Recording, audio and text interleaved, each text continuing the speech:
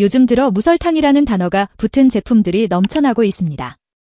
다이어트를 하는 사람부터 당 조절이 필요한 분들까지 많은 이들이 설탕 대신 인공감미료나 대체당 혹은 자연에서 온 성분이 들어간 제품을 찾습니다. 하지만 정작 혈당을 올리는 진짜 주범은 설탕이 아닐 수 있습니다. 점심 식사 후 달달한 탄산음료 대신 다이어트 콜라를 고르고 간식으로는 무설탕 과일바를 꺼내 먹으면서도 우리는 모릅니다. 이게 오히려 혈당을 더 불안정하게 만든다는 사실을 말입니다. 오늘은 설탕보다 더 큰 영향을 줄 수 있는 반전 음식 4가지를 구체적인 근거와 함께 알려드리겠습니다. 첫 번째, 인공감미료가 첨가된 다이어트 음료.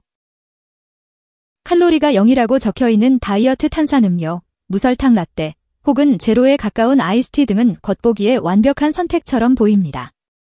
당뇨나 체중 조절을 위해 설탕 섭취를 줄이는 것은 기본이니 그 대안으로 이런 음료를 택하는 사람들이 많습니다. 하지만 이 안에 들어간 아스파탐, 수크랄로스, 사카린 같은 인공감미료는 생각보다 복잡한 작용을 합니다. 이스라엘 바이츠만 연구소에서는 2022년에 진행된 실험을 통해 인공감미료가 장내 미생물의 다양성을 변화시킨다는 점을 밝혔습니다. 그 결과 당 흡수 방식 자체가 변하고 인슐린 민감도가 저하되며 장기적으로는 당대사 기능 전반에 악영향을 준다는 사실이 관찰되었습니다. 즉, 직접 혈당을 높이지는 않지만 몸이 당을 처리하는 방식을 바꿔버린다는 의미입니다. 더 무서운 점은 감미료가 미각의 기준을 바꿔버린다는 점입니다. 평소보다 단맛에 더 예민해지거나 진짜 당분에 대한 갈망이 오히려 증가하는 현상이 나타납니다. 그리고 이런 갈망은 결국 더 많은 음식 섭취로 이어져 혈당 조절에 실패하게 만드는 악순환의 시작이 됩니다. 단맛을 포기하지 못한 대가로 오히려 더 강한 대사 스트레스를 겪게 되는 것이죠. 두 번째, 식이섬유 적은 쌀국수 당면류. 면류는 당뇨 환자들에게 흔히 피해야 할 음식으로 알려져 있지만 그 중에서도 쌀국수나 당면은 상대적으로 괜찮다고 여겨지는 경우가 많습니다. 특히 당면은 지방 함량이 낮고 담백하다는 이유로 다이어트 식단에도 종종 등장합니다. 그러나 이 인식은 상당히 잘못된 것일 수 있습니다. 쌀국수와 당면은 모두 고도로 정제된 전분이 주성분입니다. 이들은 식이섬유 함량이 매우 낮기 때문에 섭취 시 포도당이 빠르게 혈중으로 흡수됩니다. 이는 혈당 지수가 높은 대표적 음식으로 분류되며 실제로 식사 후 혈당 상승 속도와 폭이 매우 큽니다. 특히 당면은 익히면 더 빨리 소화되기 때문에 짧은 시간 안에 혈당과 인슐린 수치를 동시에 끌어올립니다. 게다가 이들 식품은 국물과 함께 섭취되는 경우가 많습니다. 뜨거운 국물은 위 배출 속도를 빠르게 하고 탄수화물 흡수를 더 촉진합니다. 이런 식사는 단순히 밥 한 공기보다 훨씬 더 예측 불가능한 혈당 반응을 만들 수 있습니다. 당면 한 그릇이 초콜릿보다 빠르게 혈당을 자극한다는 말이 과장이 아닌 셈입니다. 당뇨를 조절하려는 사람에게 이런 음식은 예외 없이 위험한 선택입니다. 세 번째, 과일 퓨레가 들어간 건강 간식류. 건강 간식이라는 이름 아래 판매되는 제품들 중 일부는 오히려 혈당을 빠르게 올리고 대사에 부담을 주는 요소로 작용합니다. 특히 최근 인기를 끌고 있는 무설탕 오트밀바, 견과류바, 과일바, 대추바 등은 겉보기에는 설탕이 빠진 건강한 선택처럼 보이지만 그 속을 들여다보면 사과 퓨레, 바나나 퓨레, 대추 농축액 같은 과일 성분이 단맛을 내는 재료로 들어가 있는 경우가 많습니다. 이러한 성분들은 과일에서 유래했기 때문에 천연이라는 인식을 주지만 실질적으로는 당을 농축하거나 섬유질을 제거한 형태가 대부분입니다. 자연 그대로의 과일은 섬유질, 비타민, 수분이 함께 포함되어 있어 당의 흡수가 느리게 이루어지며 포만감을 제공하고 혈당 변동을 완화시킵니다. 하지만 퓨레나 농축액은 과일의 섬유질을 제거한 뒤 당분만을 농축시킨 가공 형태로 혈당에 더 큰 자극을 줄 수 있습니다. 특히 이런 제품들은 무설탕이나 천연이라는 마케팅 문구를 앞세워 소비자에게 건강하다는 인식을 심어주지만 실상은 정제된 당 성분이 빠르게 흡수되어 인슐린 반응을 강하게 유도할 수 있습니다. 과당은 포도당과 달리 간에서 직접 대사되기 때문에 섭취 시 혈당을 즉각적으로 높이진 않지만 간 내 지방 축적을 유도하고 인슐린 저항성을 키우는 주요 요인으로 작용합니다. 특히 과당이 지속적으로 간에 쌓이면 지방간을 유발하고 혈중 중성지방 농도도 함께 상승하게 됩니다.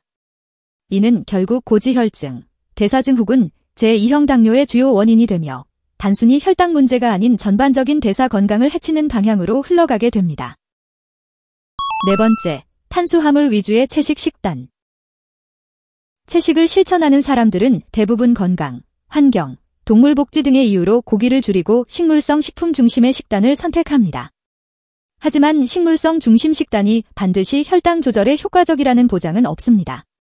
특히 한국식 채식은 백미, 잡곡밥, 감자, 고구마, 옥수수, 나물 등의 고탄수화물 식품에 의존하는 경우가 많기 때문에 의외로 식후 혈당을 자극할 수 있습니다.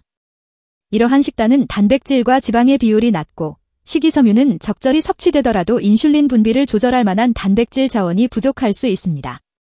문제는 탄수화물이 식단에서 차지하는 비중이 과도하게 높을 경우 식사 후 혈당이 빠르게 오르고 포만감 지속 시간이 짧아져 다음 식사까지 공복감을 느끼기 쉽다는 점입니다. 이로 인해 간식 섭취 빈도가 높아지고 혈당이 지속적으로 출렁이는 패턴으로 이어질 수 있습니다.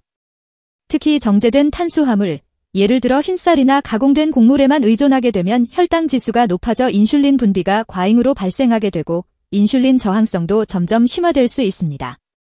단백질 섭취가 부족하면 근육 유지에도 어려움이 생깁니다. 이는 기초대사량 감소로 이어지고 혈당이 쉽게 올라가는 체질로 변화하게 됩니다. 식물성 단백질로 단백질 요구량을 충족시키기 위해서는 매우 신중한 식단 구성이 필요합니다. 콩, 두부, 병아리콩, 렌틸콩, 견과류, 통곡물 등 다양한 식재료를 일정량 이상 섭취해야 하며 필수 아미노산의 조합을 고려한 균형 잡힌 구성이 필요합니다. 하지만 현실적으로 모든 식물성 식품만으로 이를 실현하는 데는 한계가 따르며 특히 아침이나 외식 상황에서는 불균형한 식단이 되는 경우도 많습니다. 고기와 생선을 전혀 먹지 않는 완전한 채식을 실천할 경우 단백질뿐 아니라 비타민 B12, 철분, 아연, 오메가3 등도 함께 부족해지기 쉽습니다. 마무리하며 무설탕, 저당, 칼로리 0 이런 말에 속지 말아야 합니다. 설탕이 문제라고 해서 설탕을 피하는 데만 집중하다 보면 더 깊은 함정에 빠질 수 있습니다. 오늘 알려드린 4가지 음식은 건강한 선택처럼 보이지만 오히려 혈당에 더 위험할 수 있는 식품들입니다. 당뇨가 있거나 혈당 조절이 필요한 분이라면 음식들을 식단에서 신중히 다뤄야 합니다. 혈당은 숫자만으로 관리되는 것이 아닙니다. 몸의 전체적인 대사 환경과 식습관의 균형이 더 중요합니다. 단순히 당이 적은 음식이 아니라 내 몸이 그것을 어떻게 받아들이는지까지 생각해야 진짜 건강에 가까워질 수 있습니다. 이 정보가 도움이 되셨다면 구독과 좋아요 눌러주시고 앞으로도 건강한 식습관과 관련된 실질적인 정보로 다시 찾아오겠습니다. 감사합니다.